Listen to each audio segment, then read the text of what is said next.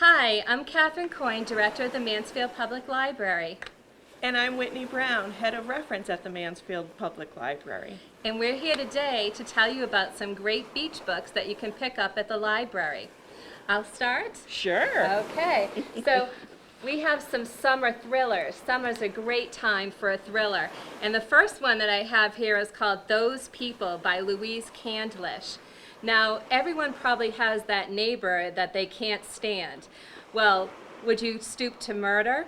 In this story, a nice neighborhood is upset when this man moves in. His name is Darren. Darren likes to fix cars in the middle of the night, blast rock and roll music complete with swear words, and sell cars out of their suburban neighborhood. Of course, the other people in the neighborhood are quite upset, and when a murder happens, everyone is a suspect. This is Those People by Louise Candlish. My next thriller is called The First Mistake by Sandy Jones. Now, this is a story about a woman who has remarried and she has a new husband. Everything's going well. She has a great business until all of these mysterious texts start showing up. Texts that seem to pinpoint that her husband is having an affair. And who does Alice reach out to when she worries about her husband Nathan? Her best friend Beth. But little does she know, her faith and her friendship may be misplaced. And this is a story called The First Mistake. Ooh, that sounds good. Yeah, these both kept me up at night. So do you have something to tell us about? Well, yes, I actually have a few young adult books that I think are really popular, and I think they'll go really well for the summer. The first book I have is The Patron Saint of Nothing by Randy Ribbe. This is a powerful coming-of-age story about grief, guilt, and the risks a Filipino-American teenager takes to uncover the truth about his cousin's murder. So what I really like about this book is that it's realistic fiction and it's very timely. The topic of identity, immigration, these topics are all discussed in this book. That sounds good. Yes. This book I have, this time it will be different, is also a realistic fiction for young adult readers. It is a richly crafted contemporary YA novel about family, community, and the importance of creating your own history. And again, this book discusses, it has a little bit of romance, it has a little bit of, little tiny bit of mystery, and it also discusses the immigration experience in this country. And there's also a little bit of history, which is really nice.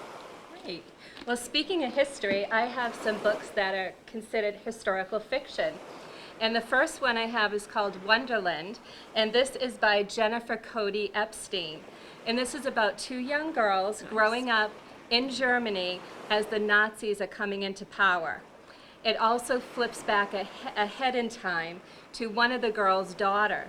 Now, this girl lives in New York. Her mother's kind of estranged from her. And when her mother dies, she finds letters from her mother to another young girl, a young girl who she had never heard of. And as she begins to look into the history of her mother, Ilse and Renate, she finds out what happened in Germany when the Nazis took over and when secrets came to life about some people's families. So it's a really great story for people who like World War II historical fiction, and it's called Wonderland. Wow, that sounds really interesting. I loved it. That sounds like a really great summer read. Definitely, for sure. And the next one I have, it goes a little bit, it starts in World War II. It's called The Chelsea Girls by Fiona Davis, who also wrote The Dollhouse and The Address. She writes a lot of books about New York City landmarks. This one is the story of two women, Hazel and Maxine. They first meet in World War II when they're on the USAO tour. One of them is an aspiring playwright and the other is an actress. And when they come back to New York, their dream is to live at the Chelsea Hotel, where all kinds of artists and fashion designers and literary people lived, and to put on a Broadway show. But after World War II in the 1950s came the rise of McCarthyism, and there was the so-called Red Scare, and a lot of the actors and playwrights and those people in New York City became part of that Red Scare. So this is the story about how that tore apart two girls' lives. It's called The Chelsea Girls by Fiona Davis. Excellent. That sounds almost like a thriller. Yes. And I just happen to have another thriller for young Ooh. adults. This is especially for young adults who like a good spooky book like I do. This is called The Haunted by Danielle Vega, who was also the author of the Merciless series. This is the story of a young girl who moves into a house with her parents, and she quickly discovers that the house has a very dark history, and she has to solve the mystery of the history of the house. Is it spooky? It is super spooky. So this author, Danielle Vega, is considered the young adult version of Stephen King. Okay, that's not on my list. Well, I have to say I read this and it kept me up all night. I was up all night finishing it, and staying up all night to read a spooky book may have its advantages and disadvantages, because then I could not fall asleep. Gosh, very good. Well, I'm going to lighten it up a little with a couple of kind of romancy type stories that I read recently. The first one is called The Bride Test by Helen Huang. And if you liked the Rosie Project, this is one that you would really like. It's a romantic story about a young man who's he's Vietnamese but American born, and he has autism. And his family really wants him to get married and settle down. They know he'd be a wonderful father, a wonderful husband, despite his difficulties. So the mother decides to go to Vietnam and find him a wife. And she finds a young woman who's a maid in a hotel. She lives with her grandmother and her mother and her little daughter, and she decides, you know, what can I lose? Go to the United States for the summer, maybe fall in love, maybe find a new life, support my family. She also is someone who she's never met her father. He was in the army during the war, and she also takes the opportunity to go to the United States and try to track down her birth father.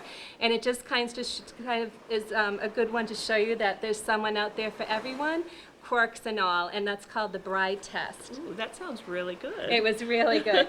The other one I really loved, it's just like such a light, fun romance. It's called The Unhoneymooners by Christina Lauren. And it's a perfect summertime read that's filled with humor as well as romance. It's about a girl named Amy Torres and Olive. Olive, they're actually twins, but for some reason, Amy seems to have all the good luck. She enters contests. She actually wins a free honeymoon for her wedding, where Olive seems to get all the bad luck. But at Amy's wedding, things take a turn because the whole entire wedding party and guests come down with food poisoning. Oh, no. And it's a type that they can't go on their honeymoon. And so she allows her sister and her husband's brother, the best man, to decide they don't want to waste the honeymoon. So these two go to Hawaii together. Now the problem is they actually hate each other. And it reminds me a little like Mr. Darcy and Elizabeth Bennet, because you kind of know that there's something under that. And of course they have to pretend to be married so they're not caught with fraud. So they spend like the week in Hawaii as the unhoneymooners. And it's a really fun story. It's like perfect beach story. So I would definitely recommend that one. Excellent. That sounds great. Yeah. So I'm going to switch gears a little bit. I still have a young adult book here, but this is a cookbook. Oh. This is The Teen Kitchen, Recipes We Love to Cook by Emily and Lila Allen, who are webcam, their website, they have their own website. Cool. It's called The Kitchen Twins, and they create recipes and cook online. So Oh, they show neat. teens how to create these recipes on their, I think they have a video blog.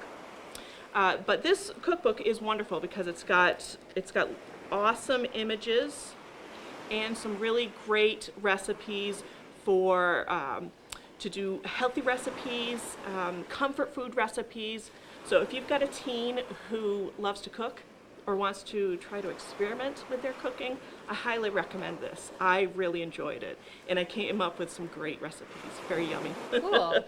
That looks good. So now I'm going to totally switch gears and do some heavy-duty nonfiction. This book. So I know the title might scare you because it says The Ghost Ship, The Last Pirate of New York, A Ghost Ship, a Killer, and the Birth of a Gangster Nation by Rich Cohen. So if you loved shows like Boardwalk Empire or the movie Gangs of New York, then this book is for you. It's a historical tale. It tells the true story of Alan Hicks, a gangster in New York, and the rise of the gangster, really, in 19th century New York. So it's really highly recommend it. Great. And then the next two books I have tell us, they talk about we're celebrating an anniversary this summer, the 50th anniversary of two major events that happened in our country. That was the moon landing, which happened in July of 1969. And this book, American Moonshot, this is John F. Kennedy and the Great Space Race by Douglas Brinkley. If you are at all interested in learning more about the space race and JFK's his relationship or his connection to the space race, then I definitely recommend this book. The author did so much research, and it's incredibly well written. Great. And then the other anniversary that we are celebrating this summer is Woodstock, which happened in August of 1969. What's really nice about this book is that it's told by each day that Woodstock happened, and it goes through and discusses the performers for each day, and it's got some wonderful photographs. Cool. Yeah. So if you were at Woodstock, or if you remember 1969, this might be a great way to recapture those memories or learn about this amazing event that happened in our history.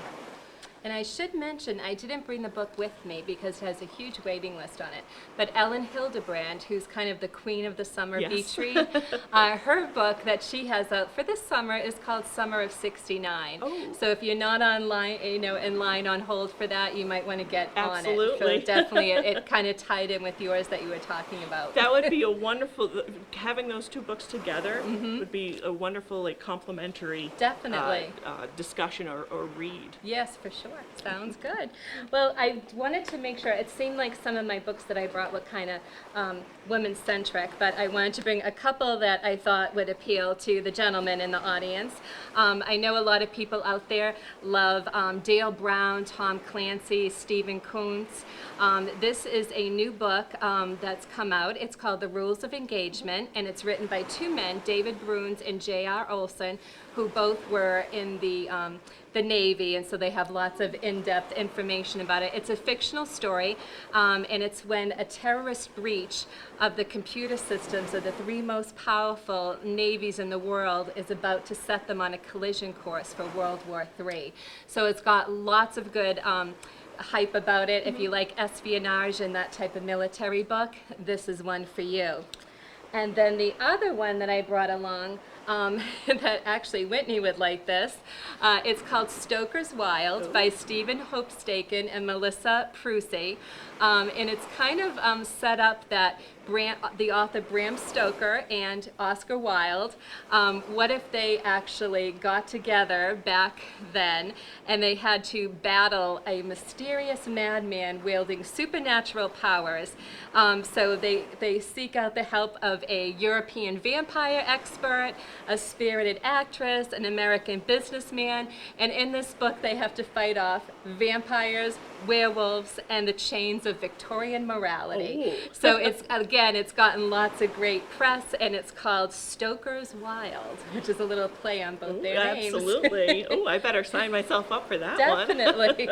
Well, we were so glad to share these with you. I also wanted to mention that at the library this summer you can check out all the books we talked about. But if you're about to head out on vacation or you just want to pick up something and you're not sure what you want, right at the front of the library have a display that's Beach Bundle travel books. And in it you'll find 3 books that are kind of related together that you can use to armchair travel to places like Italy. We have travel to Italy, travel to Paris, travel to the beach. We have one travel to the moon, and because of the moonshot and the Apollo, which actually I brought with me, which is interesting that Whitney talked about that. So this one I have labeled Fly Me to the Moon package, and it has rocket men about Apollo 11, and a fictional book called Artemis by the author of The Martian, Andy Weir. So if you just want to come in and grab something quick, check these out or any of the other ones that we talked about, and we hope to see you at the library before you head off on your beach vacation. Yes. Thank you, and visit us soon. And please come and visit us.